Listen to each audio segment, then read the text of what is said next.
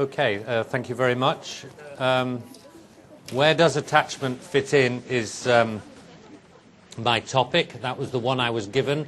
It's the one I'm delighted to talk about. I didn't even try to change it because this is very interesting to me, and I hope you'll find interesting about the development of borderline personality disorder, at least the relationship to attachment. But I will try at the end to link what our understanding is in relation to attachment theory to borderline personality disorder to actual, a little bit just about treatment, so that it kind of moves all the way through. Hopefully will stop your lunch making you fall asleep. You have the early morning slot when people wish they weren't there. Now the after lunch slot when people start feeling poor. So, as it was said this morning, you don't really need this, but I just want to summarize the... you've missed the best bit, Mary, already. You need to... it's to summarize those features of borderline personality disorder. So the 9 features that break down into areas of unstable relationships with the emotional dysregulation that's been talked about, and of course the impulsivity and the paranoid or more psychotic type symptoms, the cognitive distortions. So these are the areas that we need to think about if we're going to consider borderline personality disorder. We're going to have to think about these things in relation to attachment problems in development. And I should say I'm usually the sort of fall guy who's considered to doing something awful like blaming the mother. So I'm going to have one of those little things across the front. This is not the blame the mother. Blame the father if you like. I don't really mind. But this is not what this is about. Because I am going to be able to relate some difficulties to the attachment system, the attachment relationships, but there are many, many things that disrupt the attachment system, not just the mum, okay? That's my little headline, and already Nick has talked a bit about developmental phenomena and disturbances in childhood, and certainly later Alec did in adolescence. So we've got a whole array of time going on here. But the attachment relationship does seem to have some key elements within it. So what is the nature of attachment? Well, we'll just see, because this began in imprinting, and you're going to be not the first, but some of the people to see Konrad Lorenz's little feet. Here they are. Here's his feet with his little ducklings.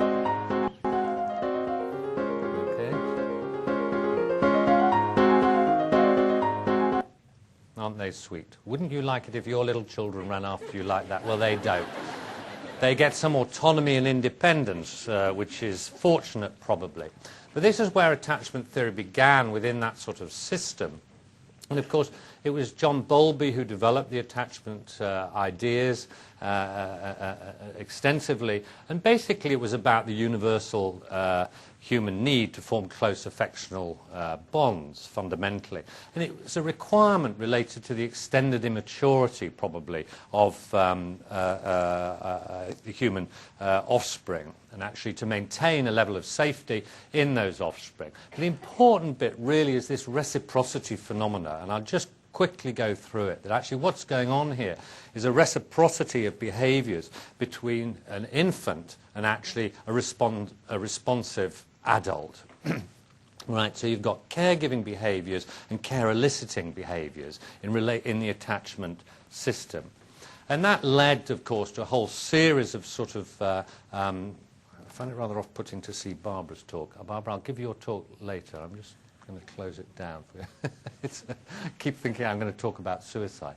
But it's the attachment system which actually has a caregiving system, and you can see, and you get certain behaviors which clearly then elicit certain caregiving behaviors. And that's really what the attachment process is about. And actually the affectional bond is related to the expectation of being offered care. Now, one thing that babies fortunately have learned over time, generations, is that one thing that gets them care primarily is smiling. And actually, if you're not a smiling baby, that can cause quite a bit of difficulty, in effect, and there's increasing evidence to suggest that. So smiling babies are pretty useful. Being a smiling baby is good, okay, if you can. Get yourself smiling. Okay? It generally works throughout life. It's one of those attachment behaviors that seems to cross over into all age groups, as we talked to this morning. If you keep smiling, probably do a little bit better than if you keep scowling. But it certainly is true within the attachment system early on. And within the classification, of course, you get secure attachment systems in which you get parenting behavior which is well coordinated, it's reasonably structured and sensitive, and actually it's very responsive to emotional cues, and you get a major developmental impact. Okay, so that's the more secure attachment theory. I should perhaps emphasize, because this is going to be important later for my talk, is that one thing that people think about attachment theory is, of course, it's related to proximity, that actually it joins the pair together and there's a proximity system going on. But the very thing that stimulates the attachment system, of course, is fear. And that's that's very important, actually. It's actually you stimulate the attachment system by giving fearful stimuli, basically. So if there's no fear around, then there's no need for the attachment system to be working. It only begins to be triggered once the child something happens, they're far away and they turn, and then they carry on, and that's fine. They're a little bit fearful again, so they turn, mum's there or caregiver's there, and they move off. But if something happens, they scurry back. All right? So it's the fear that actually stimulates the system.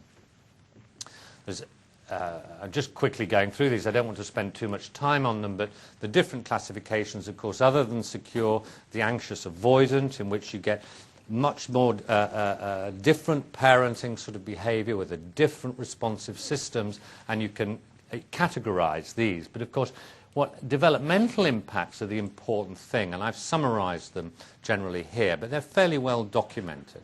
But they are related, of course, to over-regulation of affect within the anxious avoidant system, and a sort of self-containment that becomes rather pathological.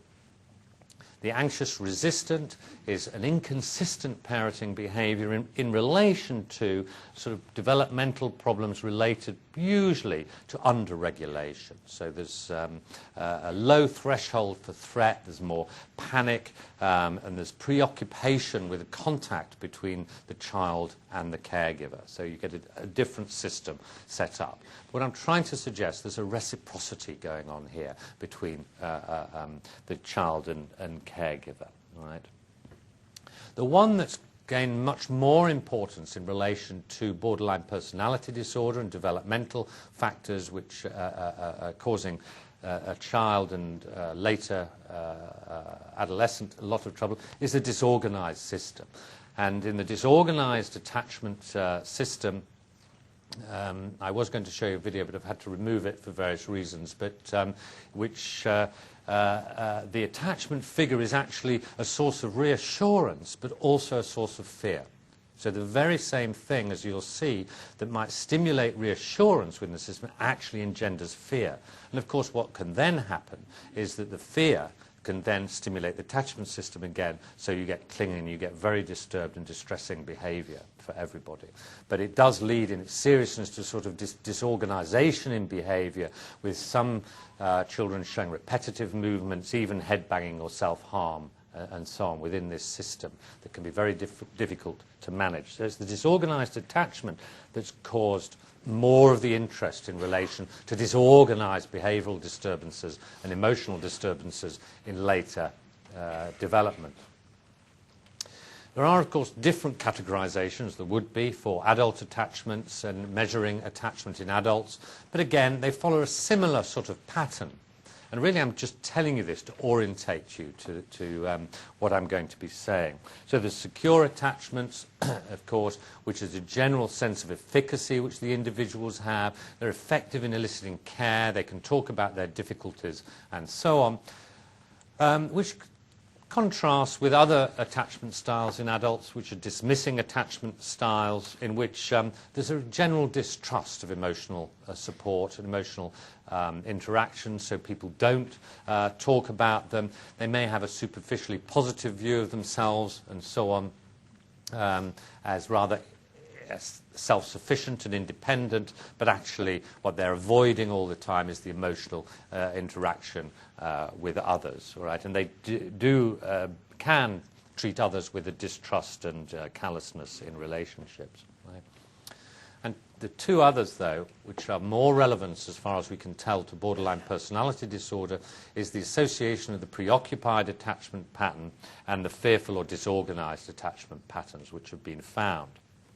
In the preoccupied, there's a sense of doubt, ability to cope, ability to manage on one's own, and a hope of being assisted by others, a feeling that you need others to help you, and sometimes excessive caregiving goes on, care seeking goes on within these attachment behaviors in adulthood. Right? And there's a general fear of loss of support. Now, it doesn't take you long to transfer your mind to things like fears of abandonment and clinging and demanding behavior and so on, all of which are described later on in adults. Right. And then the disorganized attachment, a lot of paranoid suspicion, uncertainty about others, a distrust, and often appears to be linked to unresolved trauma histories. It's very common in this group. All right. So what we're seeing here is a reciprocity system which sets itself up in a particular sort of way between the child, the adolescent, or even the adult and others within the attachment system.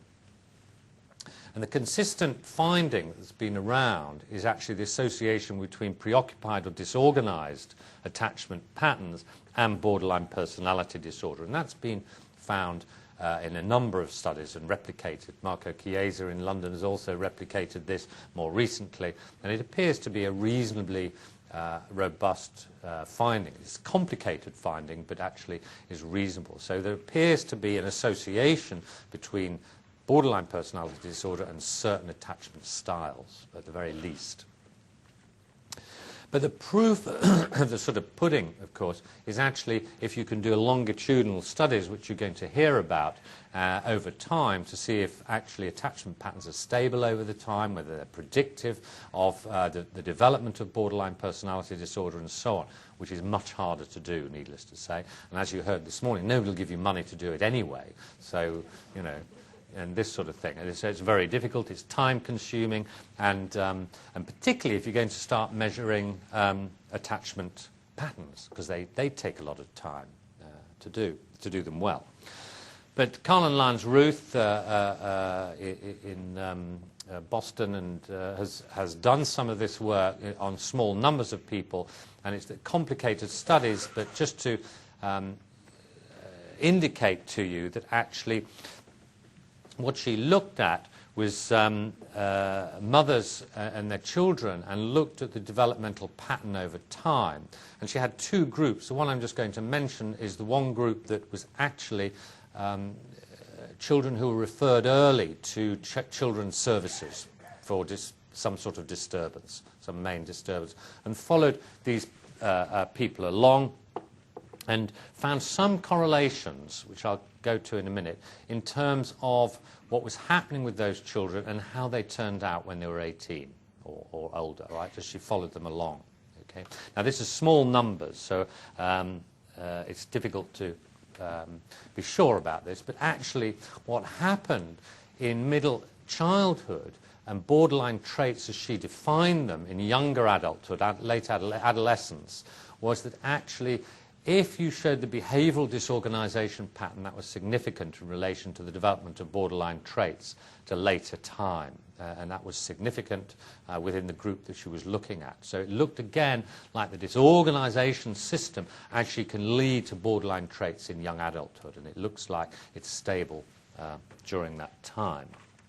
Now, interestingly, she also looked at how people organize within the reciprocity of the interaction between the caregiver and so on, and the adolescents actually who had certain types of behavior seem to organize themselves into a caregiving pattern within a very disorganized relational system.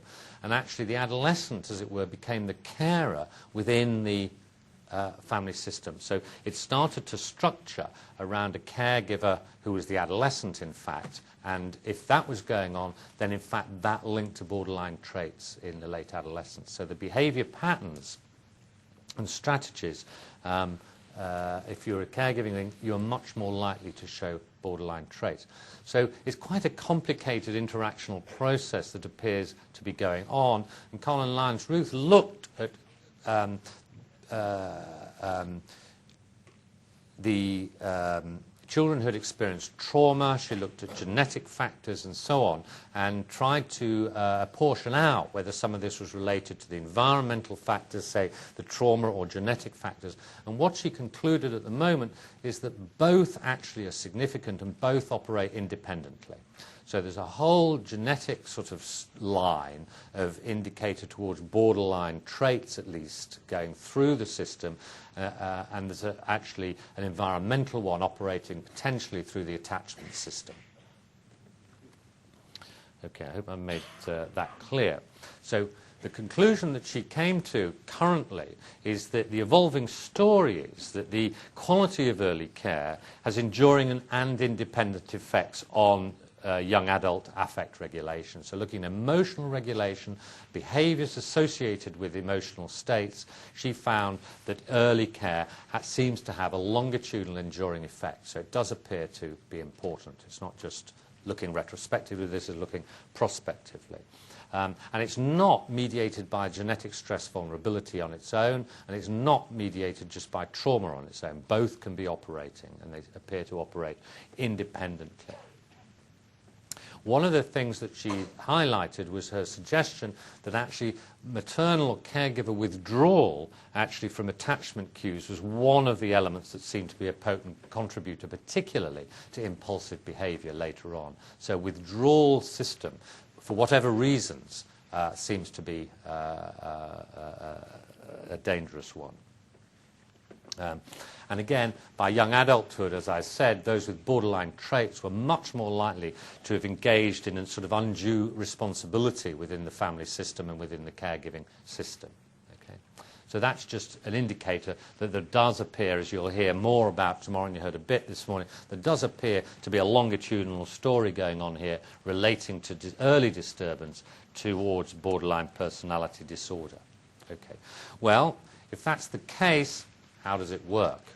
Well, that's what would be interesting to know, because if we know to some extent how it works, then we can begin to put in preventive measures or helpful measures to vulnerable mothers, vulnerable children, and so on. And there are some studies of that. But it's related. We have to look at affect regulation. And I apologise to those, this is one of my favourite slides because it all kind of works with moving around, and it's fantastic. I didn't do it, one of the secretaries did it actually, who loves, I think, spending all day playing with PowerPoint. So, you know, so it all works if you watch.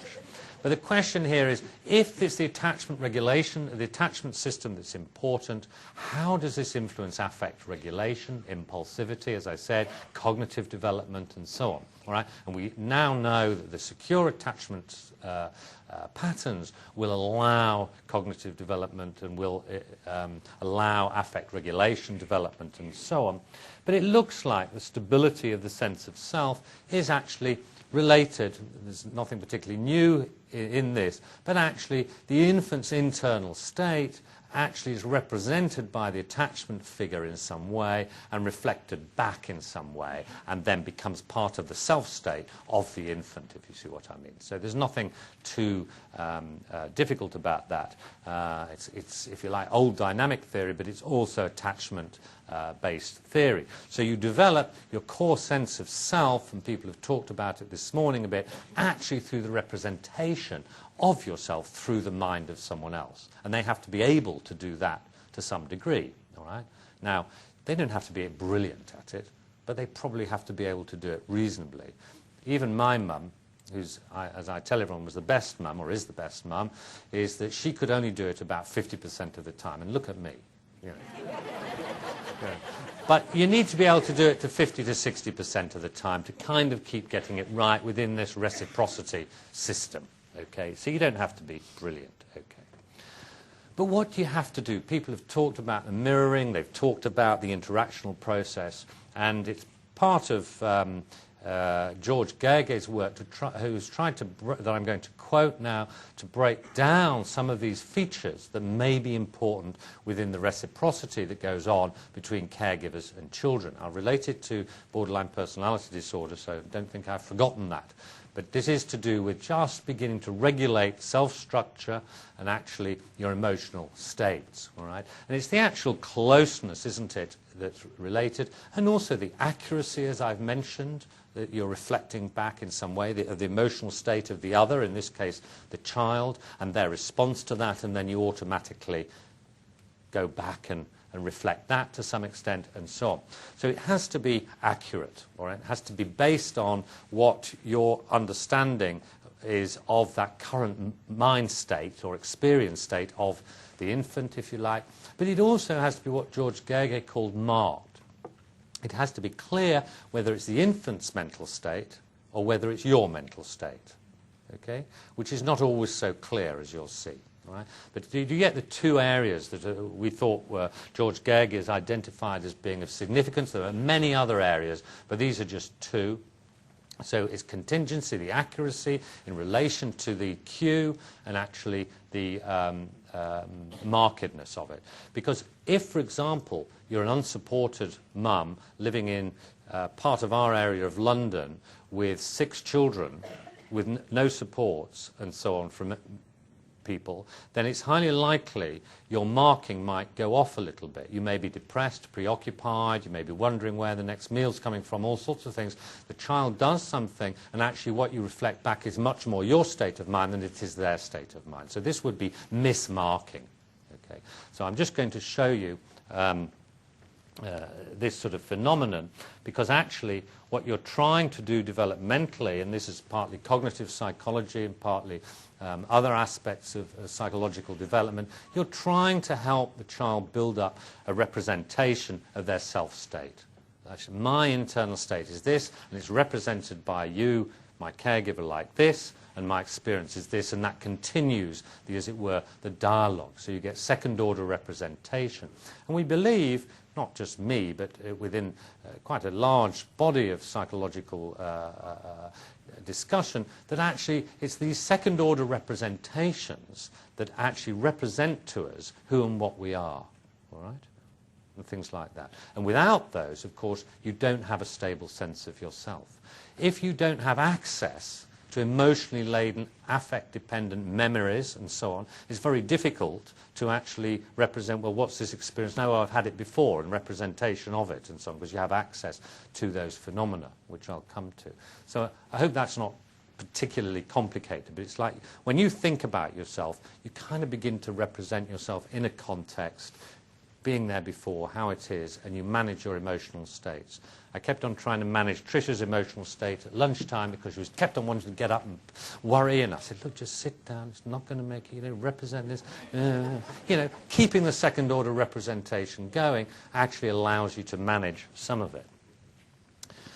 So if you look at this, I'm just going to show you the difference between the sort of accuracy and marking phenomena which you can measure and you can look at, and from there I'm going to start linking it towards clinical practice in relation to what you may be trying to do with patients with borderline personality disorder, who you already heard this morning actually can have certain sensitivities, certain distrusts, certain misreadings of what you're saying or how you look.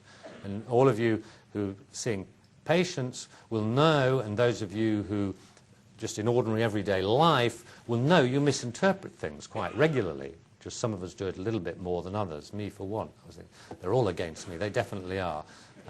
And things like that. But you do begin to work out whether you're misinterpreting or not. So it's not an abnormal phenomenon, but for borderline personality disorder, it probably becomes highly significant in the way that people are interacting.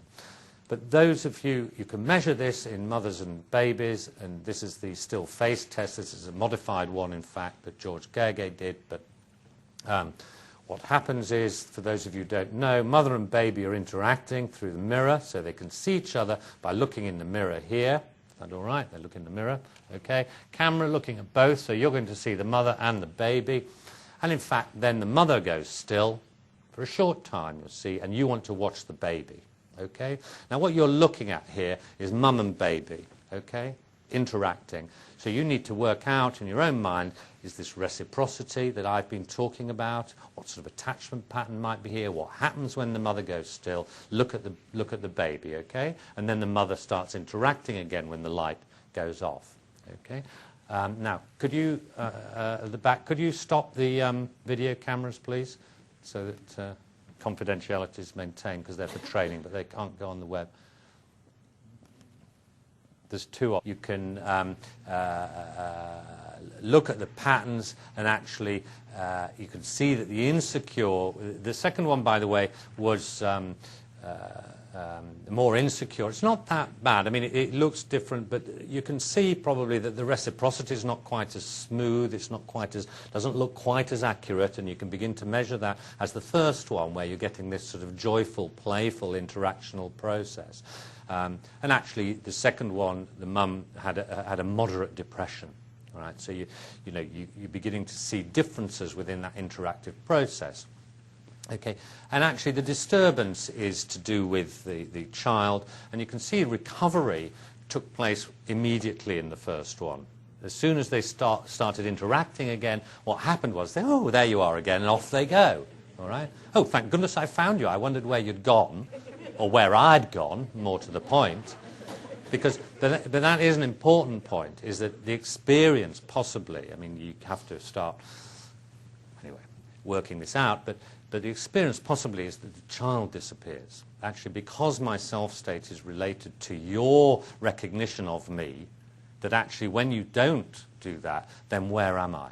Because I do not have a robust sense of myself. When I'm 3 or 4 or 5, I'm getting much better at it, but not at the moment. You see what I mean? So actually it's me that disappears. Now, I'm saying that because if you then translate some of these ideas or some of this sort of process to treatment for borderline personality disorder, you could see that if your patient comes in and is actually seeking something, and actually your reactiveness is minimal, that's highly likely to increase the level of disturbance in the individual, because actually their sense of who or what they are or what they're there for disappears. Yeah? They need you in that sense. Okay? So, but if you actually look, you can see the patterns are very different. The insecure pattern actually become more disturbed, but do actually recover. If you look at the disorganized, I was going to play you the disorganized one, but it's not actually working properly. So, but just to show you, it's very disturbing, by the way, so after lunch it might be better not, is that actually they become distressed and disturbed and don't recover at all. Okay, they keep on becoming distressed. Now, those of you who are treating adult patients will know there's a group of which patients with borderline personality are one, that once they become, or you become emotionally caught up, it's very difficult to go back to normal. You're more likely to be triggered, and then it's harder to get back. Okay? And those of you who have rows at home, as Mary says, do get them between 8 and 11. I hate them at 2 o'clock in the morning. I mean, you know, once I've gone at 2 o'clock in the morning, I am gone. You know, 8 o'clock I can probably manage myself a little bit. So, you know, you want to make sure that all of us can go off in the end, can't we? Okay? But patients with borderline personality disorder go off much more quickly and find it much harder to get back. So that's the sort of general processing that we think is going on within the attachment system. And then trauma, of course, interferes in various ways. And it is the neglect that is probably the most important. And there's huge morbidity in all countries in relation to these sort of trauma-related events. And we know that patients with borderline personality disorder, 60% or more, up to 80%, report histories of childhood trauma. And it's possibly in some of these that trauma actually takes place within the attachment system itself, the abuse or from something else. I mean, in relation to the stories we were given this morning about the adolescents, they were hard to sort of not realize that these have been highly traumatic environments for these people. So if you're exposed to maltreatment, what actually happens? Well, what actually happens, of course, is you become distressed and fearful. Well, as I said, if you become distressed and fearful, what happens? Well, as you now know, you activate your attachment system. What happens then? Well, you seek proximity to the caregiver. So the proximity seeking in some way goes on, but of course it's possible that actually that seeking proximity leads you back to the maltreatment. So you go round in a circle, of which, of course, our child protection agencies and other groups try to move people out of once that circle is going on. But it's actually a vicious cycle of the fear activating the attachment system, leading to proximity system, and so on. So what we've suggested is that this process leads to a hypersensitivity in some children in their attachment system, and we know that through certainly through some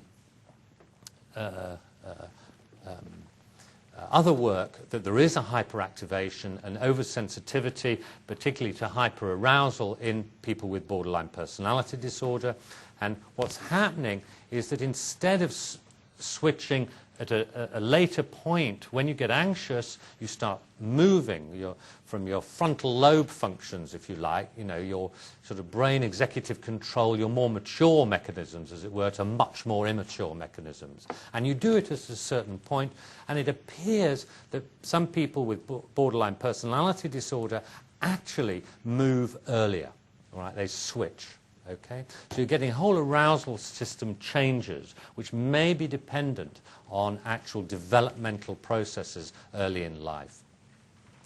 And there's some evidence that this may, of course, account for some of the symptoms of borderline personality disorder. If you get aroused quickly, then, of course, you can have rapidly escalating tempo into relationships. Those of you who've seen your patients get a new boyfriend or girlfriend will realize they're in love very rapidly, and then it's the best thing that happened, all right, over a week. There was one patient I was seeing recently who actually, she was talking one week about her boyfriend, and this. She talked the next week about her boyfriend, and so on. I thought it was the same one, and the following week, it's only then that I realized this was a different one, all right? Do you see what I mean? The whole shift had gone on very rapidly. And so on. So you've got these sort of rapidly escalating emotional states that occur. Okay? I'm going to jump on slightly. So what we're suggesting in this is that there is, within the attachment system, developmentally, there is possibly linked through to neurobiology a hyperactivation of the attachment system. In borderline personality disorder, the attachment system is actually hypersensitive. It's more easily triggered. And when it's more easily triggered, it doesn't return to normal. So you get frantic efforts to avoid the abandonment that's described. You get these intense interpersonal relationships, which actually happen in treatment itself as well, and so on. Now, it wouldn't be fair for me to come all the way to Minneapolis to not mention the word mentalizing, so I have to do so, because that's, it just would not be fair on me, would it, really? So I have put it in this slide, because, in fact, what we have suggested in a lot of what we've written, and much of this work's been done with Peter Fonagy, with George Gergely, and a number of other people in our group, that the exposure to the maltreatment and the intensification of the attachment system actually inhibits the capacity to understand one's own mental states, one's own emotional states, and the emotional states of others. In other words, it inhibits this whole system. Right? And that is the key area for borderline personality disorder, that actually they're vulnerable to losing this capacity, particularly within emotional and interpersonal interactions. Okay? So at that point, you misjudge, you do not understand facial expressions accurately, and many of you will know, sitting with people with borderline personality disorder, when they're feeling very sensitive, you can just move around in the chair and then suddenly you're in trouble. They want to know what you've done that for, or why you said something, and you're very unclear what it was that you said. But in fact, it was the tone in your voice or the word that you used. They become very, very sensitive. And I do believe that these sorts of phenomena are very important to take into account in the treatments that occur. Okay. So what's our schematic model within the attachment frame about borderline personality disorder? There are many factors that can lead to disturbances in the attachment system, but it's the attachment environment, constitutional factors are brought in. You can disrupt the non-smiling baby, for example, for whatever temperamental reasons, could disrupt the relationship in various ways. Traumas could go on, but this ought to have another arrow. You can avoid trauma, but still have hyperactivation of it. And that leads to problems with actual neurobiological development, possibly. The neurobiology is rather dependent on the attachment system, not the other way round. So it influences that development, and eventually the environmental developmental system leads to borderline personality disorder over time. But it's rooted within that attachment system. There does appear to be some indication now that actually, certainly when you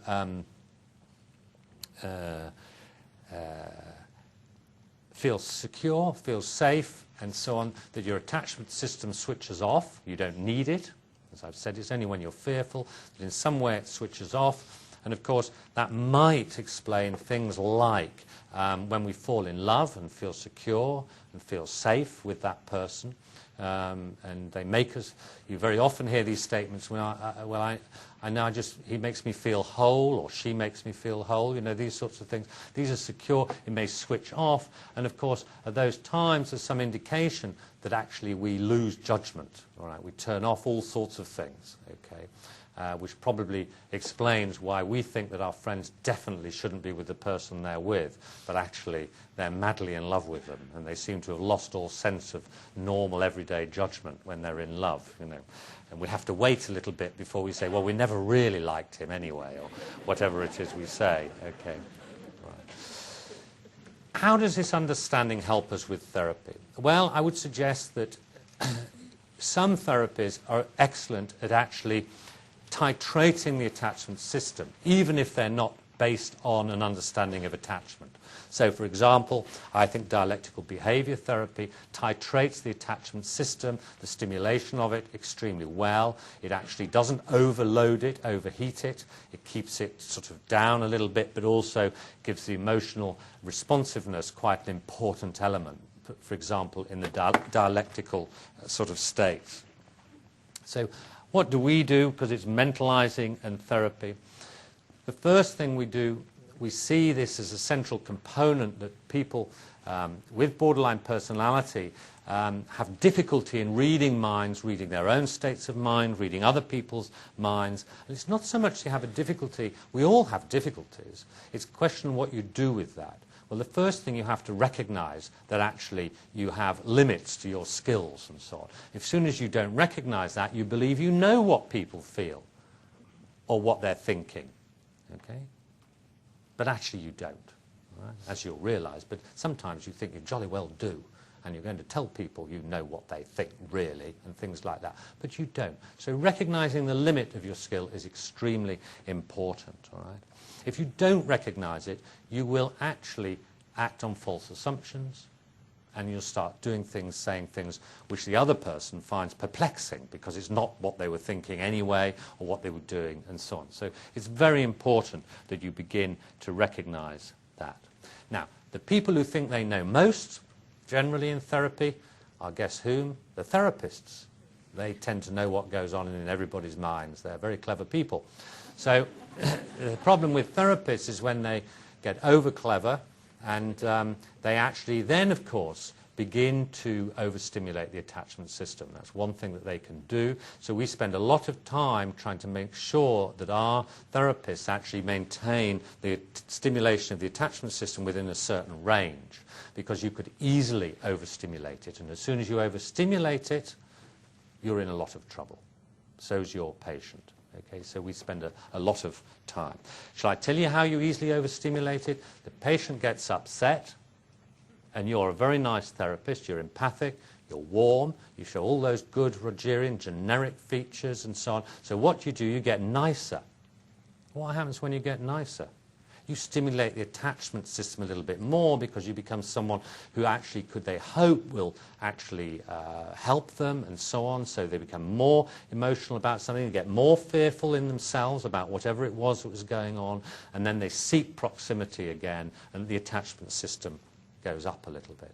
So I'm not suggesting you get more horrible as your patients get more upset, but actually what you want to do is maintain a moderate sort of position within your system. So I'm going to show you a quick video now. So I think you're going to have to turn the thing off, because actually what you're doing all the time is trying to monitor the attachment system. This is a patient who actually has a very strong therapeutic alliance with me, with borderline, in relation to how much you go in, how much you step back. And this titration is terribly important in relation to the attachment regulation and how much you stimulate it with your patients.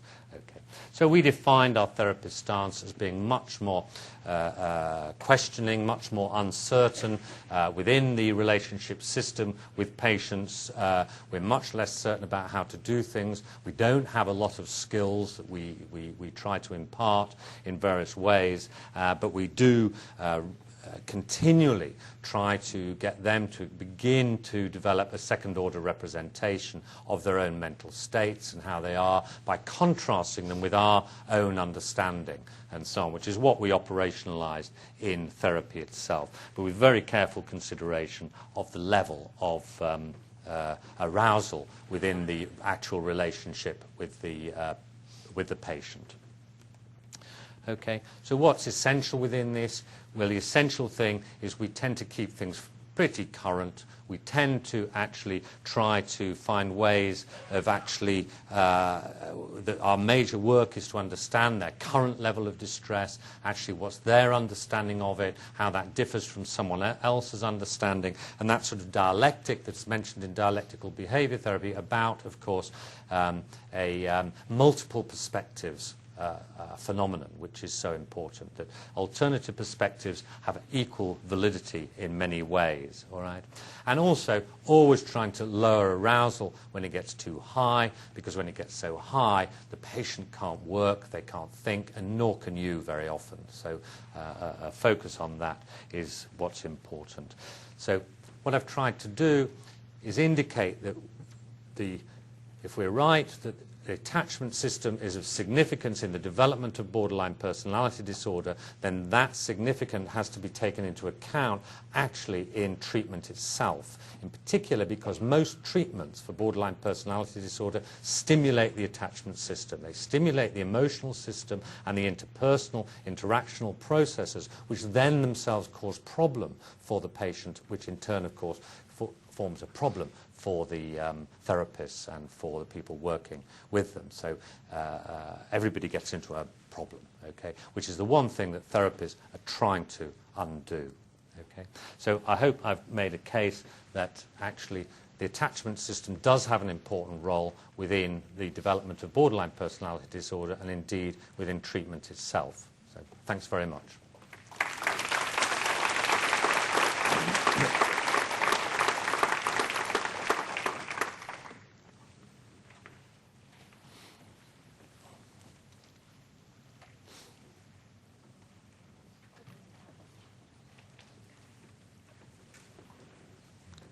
Quick here.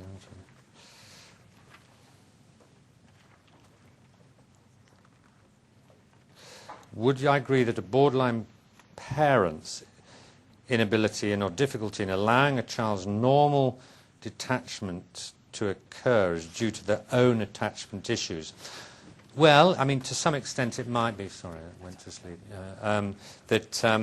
That may well be the case, but that's the sort of thing that needs further investigation about attachment issues in the parents and what influence that may have. And we certainly know that attachment issues in parents are very important in relation to the children themselves. But I can't answer the question specifically about whether it would be the primary problem.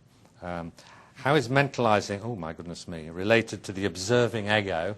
I don't know where that came from. There's a different terminology, of course, but it is related to the observing ego to some extent, and the observing ego depends how you actually define that, but clearly the observing ego is trying to at least take some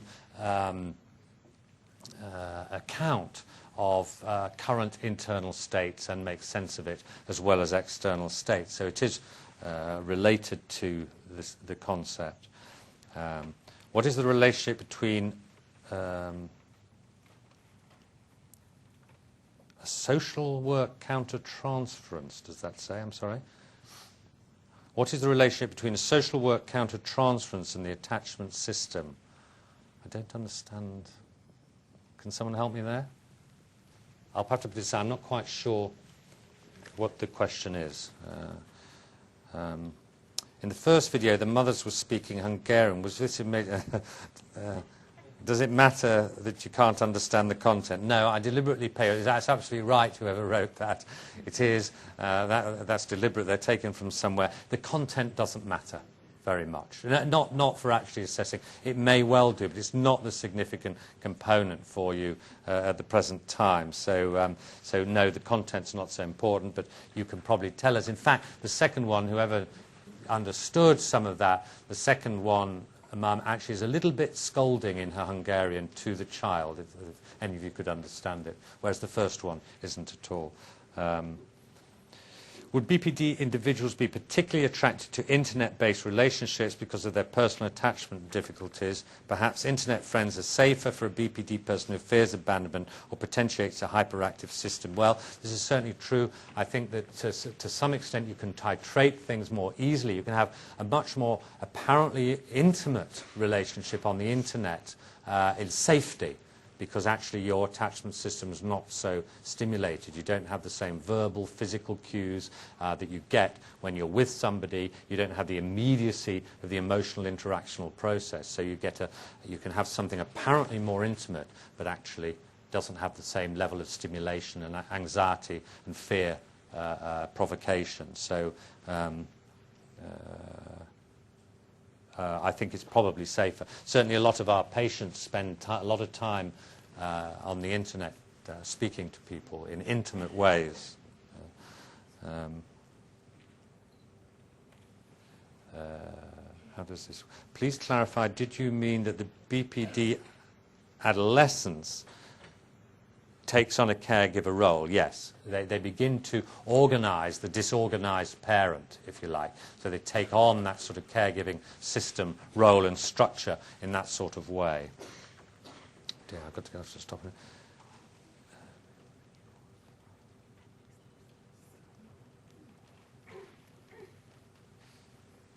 Right, this is quite a long question, interesting question about a long time ago autism was thought to be caused by attachment and validation issues. It wasn't quite attachment issues actually many years ago. It was mostly to do with the parental issue rather than to do with the understanding of the attachment system. Is this, I think, this is quite long. This is an argument then about nature and nurture, perhaps. What we're suggesting is that it's an interaction of the two, and there's not weighting it to one or the other. So they influence each other. Your eventual phenotype actually depends on your genetic constitutional component plus the attachment system, and the attachment system may be important in actually how the genotype's actually expressed, so how you actually end up. So it's not quite the same as the all or none phenomena that's appeared to be once upon a time around about autism. As someone with BPD, I just wanted to say it's wonderful that everyone is here on a united front. BPD is painful, confusing, terrifying, and exhausting. I plead to everyone to try to find a way to help in any way they can to decrease the suffering. We just want to live like everyone else, and that would seem to me to be a reasonable point to end with that a very nice statement.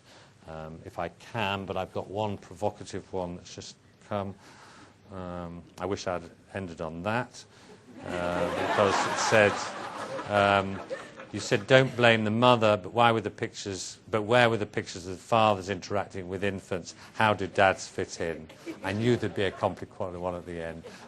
You can do the same with dads, of course, and the attachment patterns are not the same as they are with mums, necessarily, and things like that. Rather than walk up my card to you. Then Right. one more kind of related thing, and I will end by saying, yes, we are a united front, so I will agree with that. Gender of the therapist and the types of kind of mistakes that maybe we're apt to make as far as activating the attachment system? Yes, I don't. It's an interesting question. I don't know whether it matters, whether men make different mistakes or different stimuli than female therapists, male therapists, and so on. With male patients, female patients, you've got quite a complicated situation. But we do have a little bit further evidence that the attachment pattern and the mix of those between patient and therapist may have some significance. So your attachment pattern, as it were, in relation to mine as the patient, sort of thing, may be important, and there is some evidence accruing of that sort of dialogue that might need to be there. I just have to bring up the teenage daughter becoming a caregiver when she couldn't get out of bed and she couldn't go to school, and how is she the caregiver? Well, she probably wouldn't be the caregiver, but I'm talking, that was in Colin Lowndes Ruth's study, that was one of the patterns. I mean, they weren't all like that, but that was one of the patterns that was of significance in terms of the borderline traits at a later point. Okay? So, Okay. but if the daughter is lying in bed and can't do anything, and you're trying to stimulate, get them up, give them support and so on, clearly they're not into that. Okay, mine's different. They're all a bit different, and that's the problem. Okay. So can I just finish with that one card that was there? We just want to live like everybody else, and that appears to be the overall aim for everybody. So thanks very much.